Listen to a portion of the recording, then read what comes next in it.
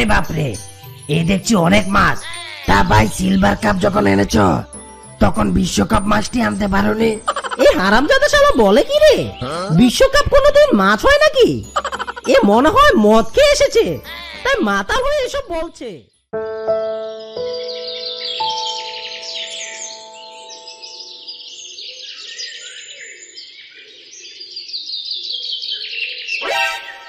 আরে আরে বাঘ মামা, তুমি এখানে মাছ মারছো যে? এখানে তো আমি রোজ মাছ মারি, এখন আমি মাছ মারবো কোথায়?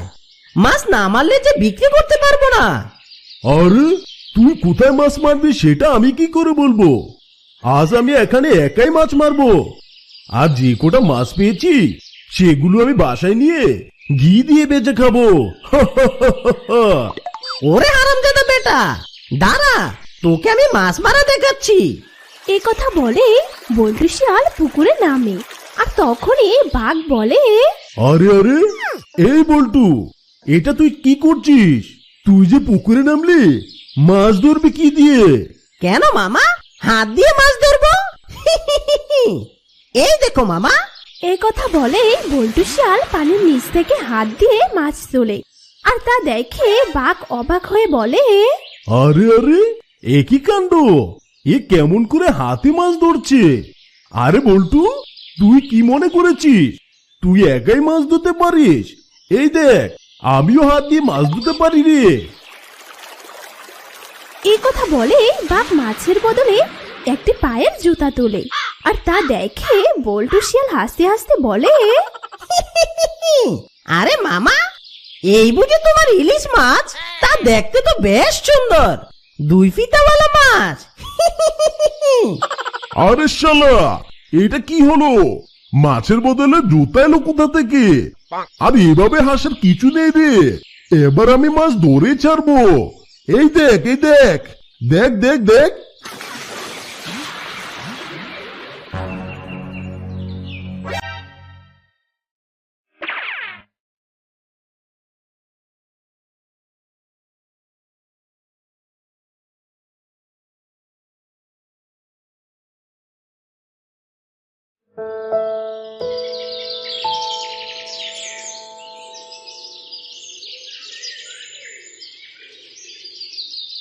এই যে মাছওয়ালা ভাই, আপনার কাছে কি ছোট মাছ আছে? থাকলে আমাকে 1 কেজি মাছ দিন তো। আরে ম্যাডাম, আমার কাছে কোনো মাছই নেই, তবে আপনাকে এই বড় মাছগুলো কেটে কেটে ছোট করে দিতে পারি, দেব নাকি ম্যাডাম? আরে না না, আমার ছোট মাছ খাওয়ার শখ একেবারে মিটে গেছে, তোমাকে আর মাছ কাটতে হবে না। এমন মাছ বিক্রেতা আমি এর আগে কখনোই দেখিনি। আরে আরে, শালিকে মাছ কেটে ছোট করে দিতে চাইলাম, আর তার নাকি মাছ খাওয়ার শখ মিটে গেল। আরে এক শালে গিয়েছে তো তাতে কি হয়েছে, ওর মতো কত শালে আসবে মাছ নিতে। এই যে ভাই, মাছগুলো ভালো তো? তা কি কি মাছ এনেছ দেখি? হ্যাঁ হ্যাঁ, আমার মাছ একদম টাটকা। নিন ভাই, কোন মাছ নেবেন? রুই, কাতলা, ইলিশ, তেলাপিয়া, সিলভার কাপ? আরে বাপরে, এই দেখছি অনেক মাছ। তা ভাই, সিলভার কাপ যখন এনেছ তখন বিশ্বকাপ মাছটি আনতে পারোনি? এই হারামজাদা শালা বলে কি রে, বিশ্বকাপ কোনোদিন মাছ হয় নাকি? এ মনে হয় মদ খেয়ে এসেছে, তাই মাতাল হয়ে এসব বলছে। এই সুযোগটাই কাজে লাগাতে হবে, এই মাতালকে কিছু মাছ দিয়ে মোটা অঙ্কের টাকা মেরে দিতে হবে। এই যে ভাই, আমার বউ বলেছে যে মাছ নাড়াচাড়া করবে সেই মাছটি নিতে। তুমি আমাকে নাড়াচাড়া মাছ দাও, বুঝেছ? ওরে মাতালের বাচ্চা, দাঁড়া, তোকে আমি নাড়াচাড়া মাছ দিচ্ছি। এই যে ভাই, দেখছেন এই মাছটি এখনো নড়ছে, এই নিন। আরে তাই তো, বাহ, খুব ভালোই, এই নাও টাকা। কি ব্যাপার, মাছ তো এখন আর নড়ছে না। এই সেরেছে রে। আরে কিংকং ভাই, মাছটি তো ঘুমিয়েছে, একটা থাপ্পড় দিয়ে জাগিয়ে দিন, দেখবেন ও আবার নড়ছে। ও তাই বুঝি, এখন ওকে মেরে জাগিয়ে তুলতে হবে। ঠিক বলেছ ভাই, ঠিক বলেছ। এরপর কিংকং মাছটিকে থাপড়াতে থাপড়াতে সেখান থেকে চলে যায়। তো তখন বল্টু শিয়াল বলে, হাই রে মাইরে, এমন মাতাল কাস্টমার যদি আমি সারাদিনই পেতাম তাহলে তো আমি লালে লাল হয়ে যেতাম। রূপের মাইয়া একবার চাইয়া গো বাপ লাগাইয়া পরাণ কারিলে, রূপের মাইয়া একবার চাইয়া গো বাপ লাগাইয়া পরাণ কারিলে, রূপ নয়নে লাগিল অন্ধকারে আলো, মায়ের জলে বন্দি করিলে, রূপের মাইয়া একবার চাইয়া গো বাপ লাগাইয়া পরাণ কারিলে। এভাবে বেশ কিছুদিন কেটে যায়। একদিন এক বৃদ্ধা বাঘকে বলে, এই যে বাবা, আমার ঘরে একটা অসুস্থ মেয়ে রয়েছে, সে আমার কাছে ইলিশ মাছ খেতে চাইছে, কিন্তু বাবা আমার তো ইলিশ মাছ কেনার মতো কোনো টাকা নেই, তাই বলছিলাম যে তুমি যদি আমাকে কিছু টাকা দিতে তাহলে আমার টাকার সাথে মিলিয়ে মেয়েটাকে একটা ইলিশ মাছ কিনে খাওয়াতাম। আরে আরে, এই বুড়ি নিজে এখনো ইলিশ মাছ কিনে খেতে পারিনি, আর তুই কিনা বলছিস তুই তো মেয়েকে ইলিশ মাছ খাওয়াবি? গরিবের আবার ইলিশ মাছ? যা যা এখান থেকে, বাজার থেকে ছোট মাছ কিনে নিয়ে গিয়ে খাওয়া, যা। এসব বলে বাঘ সেখান থেকে চলে যায়। আর বৃদ্ধার সব কথাগুলো বল্টু শিয়াল শুনছিল।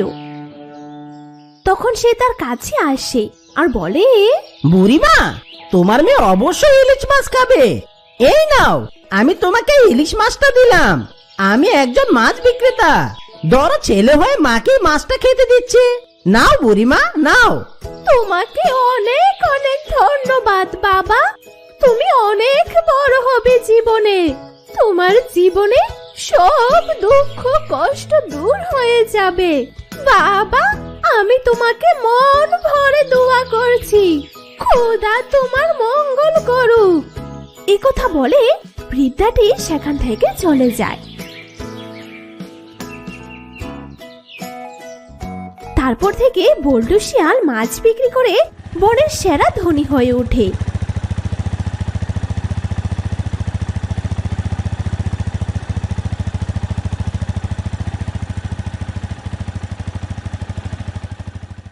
গহীন এক বনে বল্টু শিয়াল ও তার স্ত্রী শিউলি শিয়ালিনী তাদের একমাত্র মেয়ে মুন্নি শিয়ালিনীকে নিয়ে বাস করত। বল্টু শিয়ালের ছোট্ট একটি মাছের পুকুর ছিল, সে পুকুরের মাছ বিক্রি করে তার সংসার চলত। এমনই একদিন বল্টু শিয়াল তার পুকুরের ছোট ছোট মাছ নিয়ে বাজারে যায়।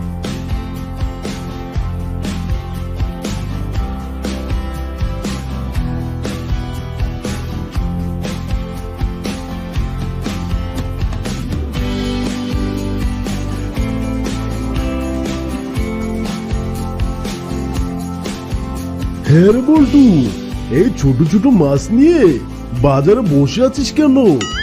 আমার কাছে অনেক বড় বড় মাছ থাকা সত্ত্বেও তোর এই ছোট মাছ কে নেবে শুনি? যা যা যা, এই ছোট মাছ নিয়ে বাড়িতে গিয়ে শুটকি কর গিয়ে। তুমি ঠিকই বলেছো মামা, আমার মাছগুলো ছোট হবার কারণে কেউ কিনতেই চায় না। মামা, তুমি তোমার মাছগুলো বিক্রি করো, আমি বরং বাড়ি চলে যাচ্ছি। এসব নিয়ে বল্টু শিয়াল মাছ নিয়ে তার বাড়িতে ফিরে যায়।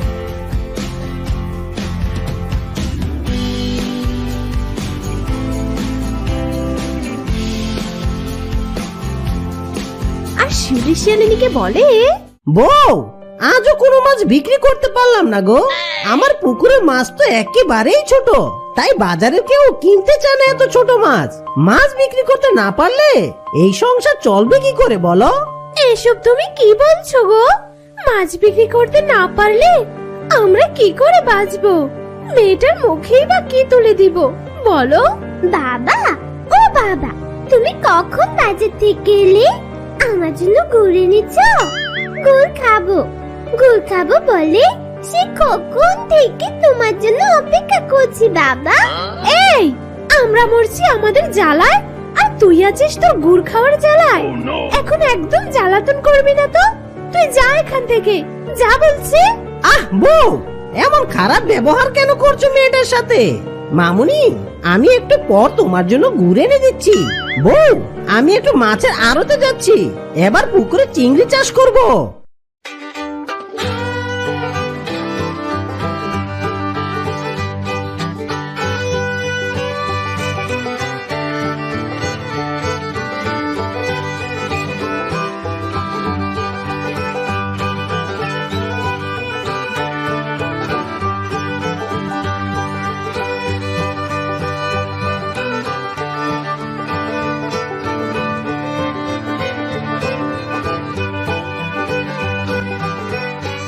আরে আরে বল্টু, মনে হচ্ছে পুকুরে কিছু মাছ ছাড়লি। তা কি মাছ ছাড়লি রে, একটু শুনি। বাঘ মামা, এবার আমি চিংড়ি মাছ ছেড়েছি। বাজারে তো চিংড়ি মাছের অনেক দাম। এই চিংড়ি কবে বড় হবে, সেটা বিক্রি করে তবেই না তুই টাকা পাবি রে। আর এখনই স্বপ্ন দেখছিস বেশি টাকা। তা চলি রে বল্টু।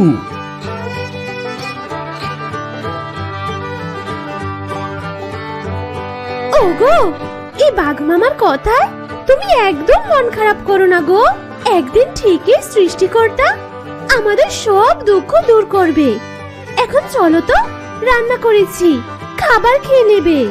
বউ, সৃষ্টিকর্তা যেন আমার কথা শুনে, সে যেন আমার মতো গরিবদের দিকে একটু মুখ তুলে তাকায় গো। এই কথা বলে তারা খাবার খেতে চলে যায়। তখন তাদের মেয়ে মুন্নি বলে, মা, ও মা, আমি এই গুড়গুলো নিয়ে আমি পুকুর ঘাটে যাচ্ছি মা। আমিও খাবো আর চিংড়ি মাছগুলোকে খেতে দিব। বাবা, ও বাবা, ঠিক বলেছি না? আচ্ছা মা, তোর যেভাবে ভালো লাগে সেভাবে গিয়ে খা।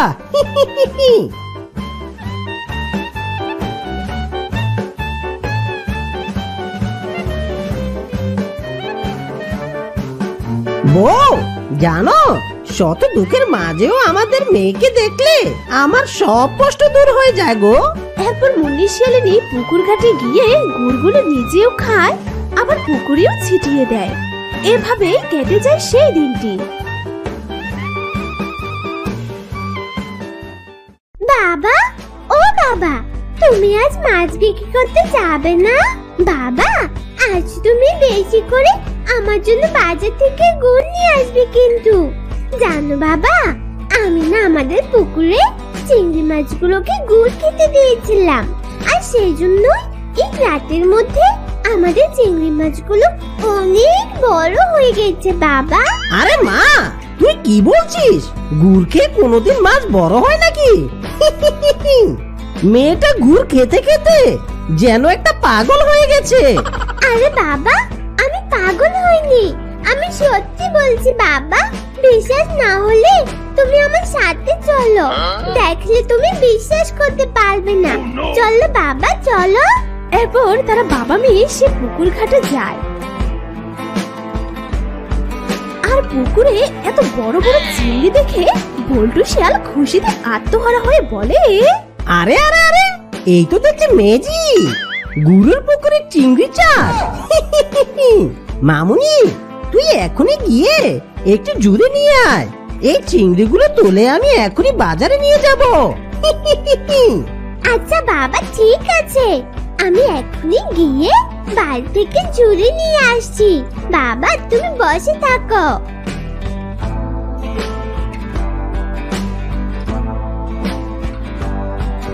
এরপর মুন্নি শিয়ালিনী একটা ঝুড়ি নিয়ে আসে, আর বল্টু শিয়াল কিছু চিংড়ি তুলে তা বাজারে নিয়ে যায়।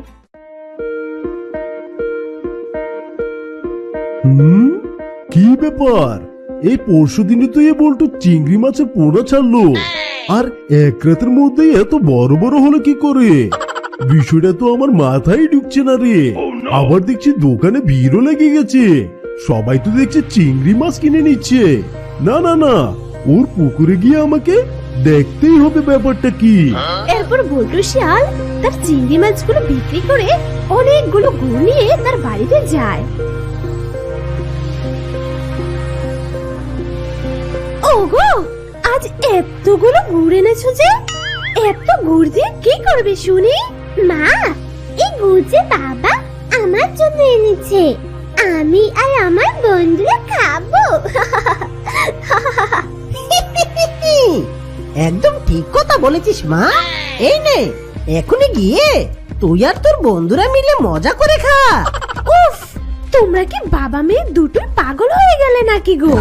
এদিকে সংসারের এই অবস্থা, ওনারা আছে ওনাদের রং তামাশা নিয়ে। আমার আর এসব একদম ভালো লাগে না, যত সব ন্যাকামি। এরপর বল্টু শিয়াল শিউলিকে সব কথা খুলে বলে।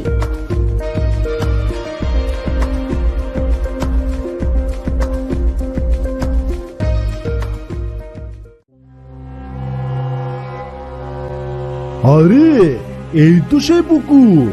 এটা সত্যি এক রাতের মধ্যে চিংড়িগুলো অনেক বড় হয়ে গেছে দেখছি। আমিও সাথে করে বিষ নিয়ে এসেছি। এই বিষ দিলে সব চিংড়ি মরে একেবারে খতম হয়ে যাবে। এ কথা বলতেই পুকুরের সব চিংড়ি বাঘকে তাদের ধারালো কাঁটা দিয়ে মারতে থাকে। ওরে বাবা রে, আমাকে ছেড়ে দে, ছেড়ে দে বলছি। আমি আর কখনো তোদের ক্ষতি করতে আসবো না রে। ওরে বাপরে, ওরে মামা রে, এবারের মতো জন্মের শিক্ষা আমি পেয়ে গেছি। মায়েরে, আমি আর কখনো তোদেরকে ক্ষতি করতে আসবো না রে। এসব বলে বাঘ সেখান থেকে পালিয়ে যায়।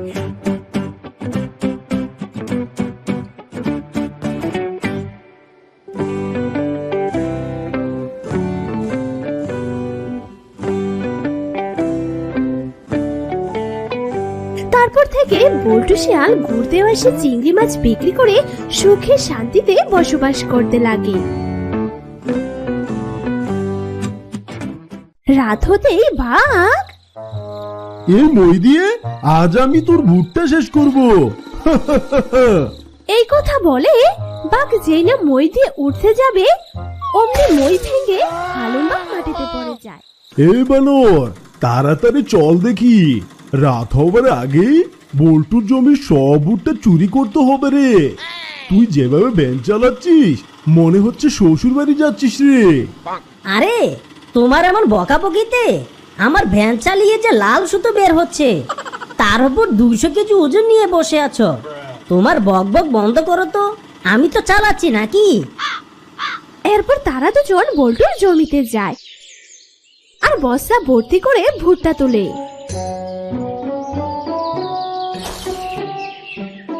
ভাগবামা, বস্তা তো প্যাকিং করলাম, এবার তোলো দেখি। ওরে বাবা, এত ওজন! ভাগবামা, আমার তো গ্যাস বেরিয়ে গেল। আর একটু তুললে তো আমার পটি বেরিয়ে যাবে। এ তোর গ্যাসের যে দুর্গন্ধ, না জানি তোর পটির গন্ধে আমাকে জ্ঞান হারাতে হয়।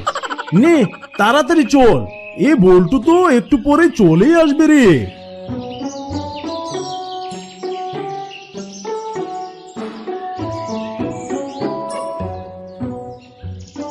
তারা বস্তা ভর্তি করে ভুট্টা নিয়ে চলে যায়।